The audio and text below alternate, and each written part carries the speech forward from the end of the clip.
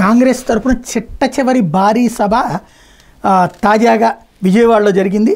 ఇది ఇవాళ వాస్తవంగా రాహుల్ గాంధీ సమావేశం ఉంది, అది చిట్ట చివరిది అవుతుంది. కానీ ఇది ఎందుకన్నానంటే కూటమి సభ ఇది. రాహుల్ గాంధీది వచ్చేది కాంగ్రెస్ పార్టీకి సంబంధించినటువంటి కార్యక్రమం, అది కూడా ఇట్లాగ బహిరంగ సభావేదిక ఏర్పాటు చేసేది కాదు.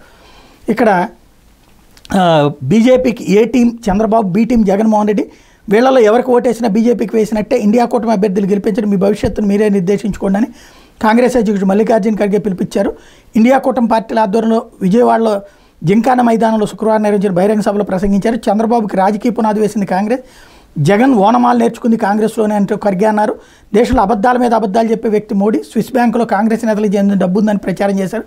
లక్షల కోట్లు తీసుకొస్తారని అధికారంలోకి వచ్చారంటే ఇవన్నీ మాట్లాడుకొచ్చారు. ఓవరాల్గా అయితే నిన్నటి సభతో కూటమి సభ పూర్తయింది. ఇవాళ ఇక ఏదైతే రాహుల్ గాంధీ సభతో టోటల్ ప్రచారం పూర్తి కాబోతోంది.